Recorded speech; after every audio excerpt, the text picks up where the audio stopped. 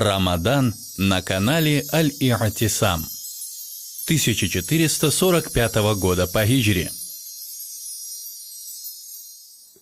أعوذ بالله من الشيطان الرجيم بسم الله الرحمن الرحيم الحمد لله رب العالمين وأفضل الصلاة وأتم التسليم على خير خلقه محمد وعلى آله وأصحابه أجمعين أما بعد السلام عليكم ورحمة الله وبركاته.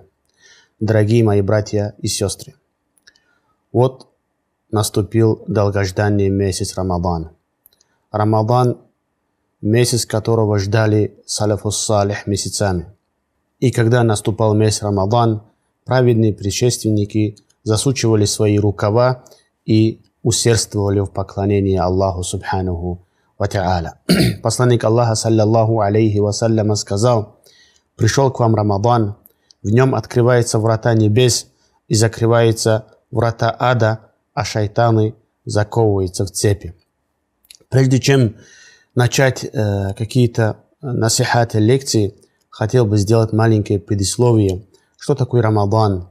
Откуда появилось это название? Когда был обязан, когда Аллах Субхану ва Тааля обязал пост Рамадан? Когда начинается пост, месяц Рамадан? Когда начинается этот месяц? Хотел бы сделать маленькое предисловие. Рамадан – это 9-й месяц в лунном календаре.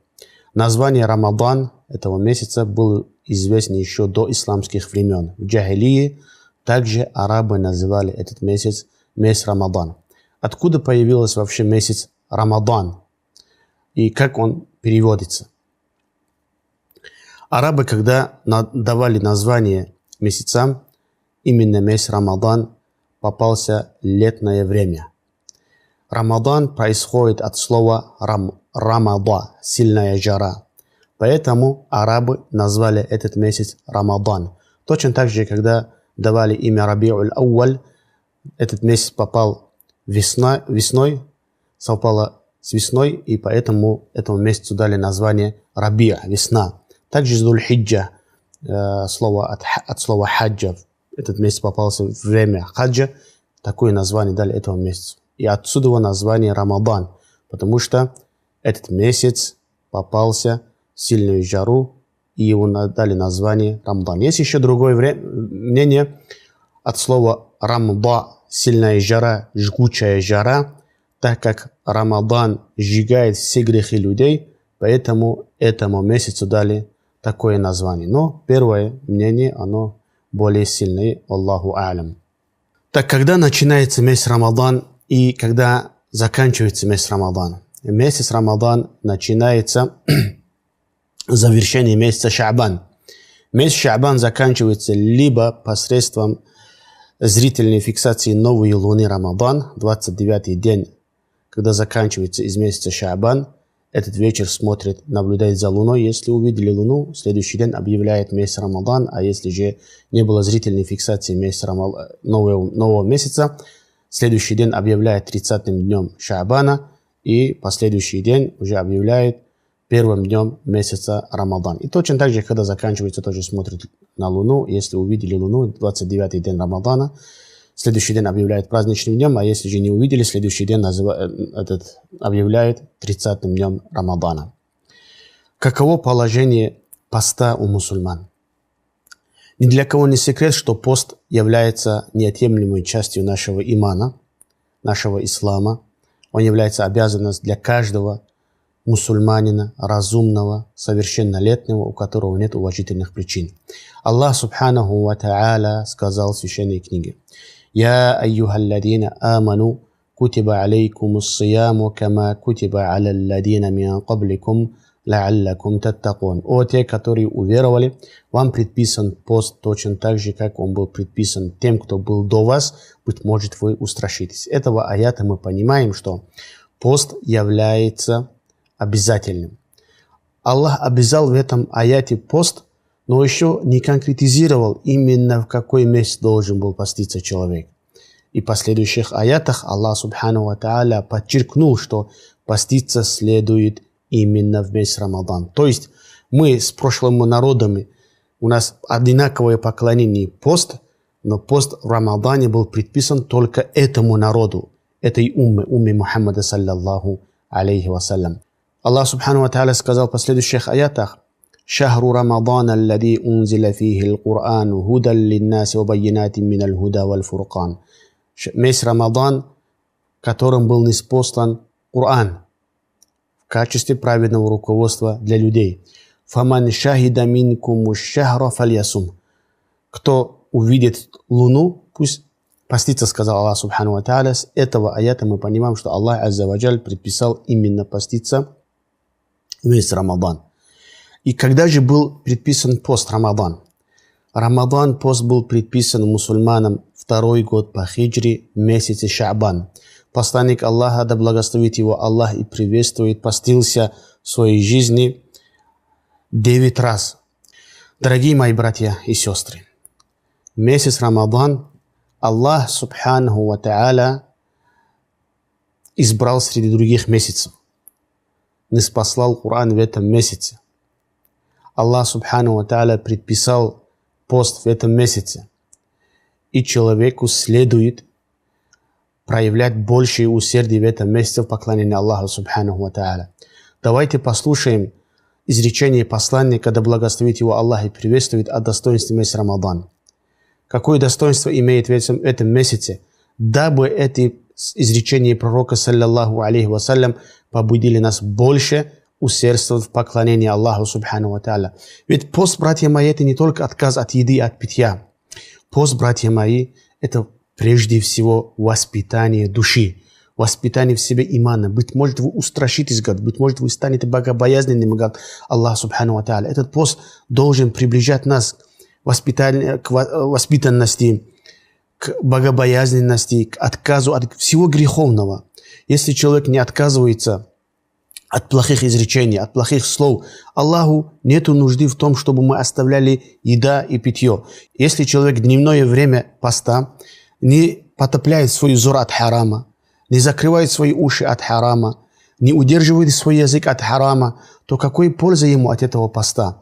Человек может поститься целый день, сказал пророк саллаллаху алейхи вассалям, и может получить за этот пост только голод и жажду.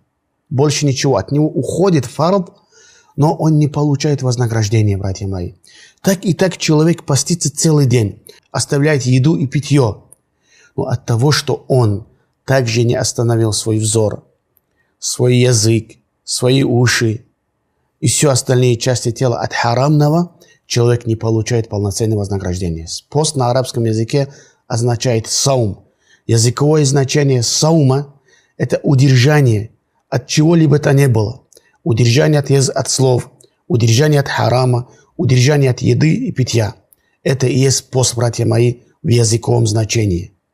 Посланник Аллаха, да благословит его Аллах и приветствует, сказал: когда наступает первая ночь месяца Рамадан, шайтани маариды из числа джиннов заковываются в оковы и закрываются все без исключения врата ада и открываются все без исключения врата рая. И тогда глашатай скажет: о тот, кто стремится к благому, начинай творить благое. О тот, кто стремится ко злу, прекрати. И есть у Аллаха в этом месяце люди, которые будут освобождены от наказания в аду. Это освобождение будет происходить каждую ночь Рамадана. Каждую ночь Рамадана Аллах субханаху ва тааля освобождает своих рабов от огня. Посланник Аллаха саллаллаху алейхи вассалям не уточнил, какое количество Аллах субханаху ва тааля будет освобождать от огня своих рабов. Этот вопрос оставил открытым, не конкретизировал, скольких людей. Это указывает на то, что их число знает только один, Аллах субхану ва тааля.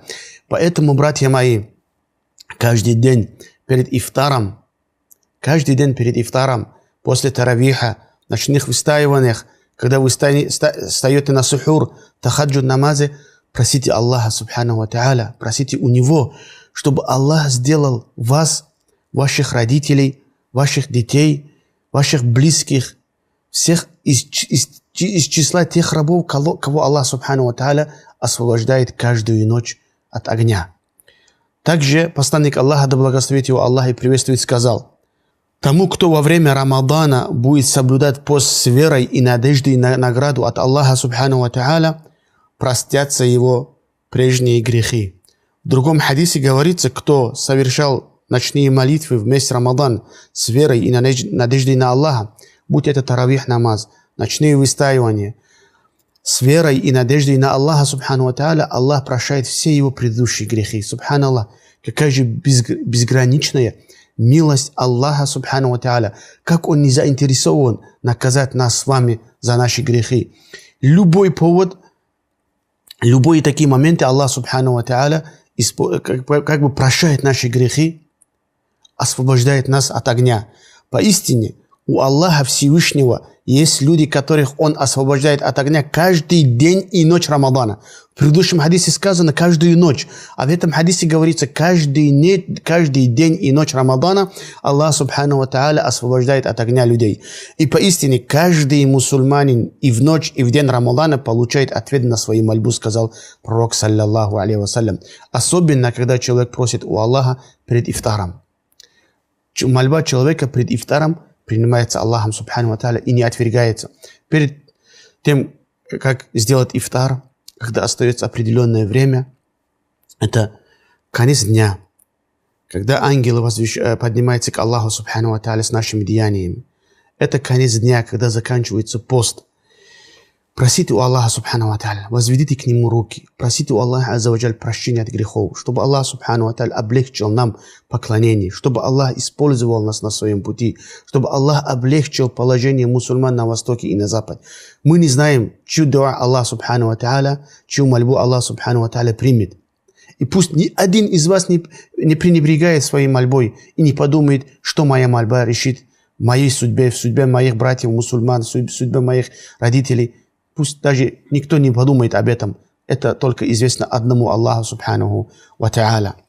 Просите дуа за ваших братьев, потому что в хадисе говорится, что кто просит отсутствие своего брата за него мольбу, Аллах вакилем делает ангела, чтобы он сидел у его головы и говорил «Амин валяка митhlь». И тебе тоже такой же. Имам Науви говорил, некоторые салафи, когда хотели за себя сделать дуа, они прежде этого просили за своих братьев, потому что они знали, в хадисе говорится, что дуа брата за своего брата в его отсутствии принимается, они знали, что это дуа принимает Аллах, согласно хадису пророка, саллаллаху алейхи вассалям, и они знали, что такой же дуа ангелы ему делают. Быть может, по причине этого, что Аллах принял это дуа, и такой же дуа, и такой же ответ ему тоже Аллах Субхану ва Тааля даст. Поэтому салафы, прежде чем себе что-то просить, они просили за своих братьев. Посланник Аллаха, да благословит его Аллах и приветствует, также сказал: поистине есть в раю врата, называемые Ар-Райян, через которые в день воскресения будут входить постящие. И не войдет через эти врата никто, кроме тех людей, которые постились. Будет сказано, где соблюдающие пост. И они войдут и они найдут в начале всех, и кроме них не пройдет через это врата никто. Когда же они войдут, эти врата будут закрыты, и больше никто через них не войдет в рай. Также в другом хадисе посланник, саллаллаху алейхи вассалям, говорит: пост – это щит, с помощью которого раб Аллаха уберегается от огня. В другом хадисе говорится, в достоверном: тот, кто умер, соблюдая пост, зайдет в рай. В другом хадисе говорится, послушайте внимательно этот хадис посланника, саллаллаху алейхи вассалям: пост и Коран заступается за раба Аллаха в судный день. Пост скажет: Господь мой, я лишил его пищи и питья в светлую часть дня, так позволь же мне заступиться за него. А Коран скажет: Господь мой, я лишил его сна ночью, так позволь же мне заступиться за него. Их заступничество будет принято, сказано в хадисе. Поэтому, братья мои, салафу салих, пророк, саллаллаху алейхи вассалям, после него сподвижники, после них табиини, атба'у табиини, познавшие Аллаха рабы, усердствующие в поклонении рабы Аллаха, с наступлением Рамадана месяца откладывали все свои дела, уединялись с поклонением Аллаху Субхану ва Тааля. В год один раз приходит, братья мои. Мы не знаем до следующего Рамадана, доживем ли мы или нет. Вот такие моменты не всегда бывают. Поэтому этот момент нужно использовать, особенно в чтении книги Аллаха Субхану ва Тааля. Говорят, что имам Шафии делал 60 хатмов во время Рамадана. Асвад один хатм заканчивал за 2 дня. Зухри с начала Рамадана оставлял учение и науки полностью, другие ильмы оставлял, полностью погружался в чтение Корана. Суфьяну Саури, рахматуллахи алей, также прекращал все добровольные молитвы на месяц и посвящал себе чтению Корана, книга Аллаха Субханаху ва Та'аля. Книгу Аллаха, когда мы читаем, братья мои, есть такой интересный момент. Мы так и так читаем книгу Аллаха Азза ва Джаль. Дополнительные молитвы можно читать сидя. Если даже человек может их читать стоя. И в дополнительных молитвах разрешают некоторые ученые с мусхафа читать Коран. Когда вы читаете Коран ночью, лучше сделайте намерение, начните намаз 2-ракатный, прочитали фатиху, сели, и в Коране, и в намазе читайте Коран. И закончите, когда вы хотите завершить чтение, и довершите 2 раката намаза, и дайте салям, и у вас получается чтение книги Аллаха, и еще в намазе.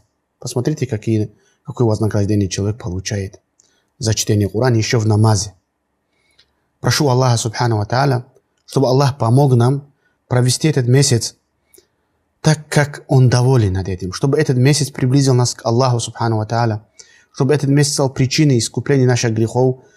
Чтобы в этом месяце Аллах сделал нас, наших родителей, наших детей, наших близких, дальних, всех наших братьев из числа тех рабов, которые Он освобождает каждый день и ночь от огня Джаханнама в месяц Рамадан. Амин. Вассаляму алейкум ва рахматуллахи ва баракатуху.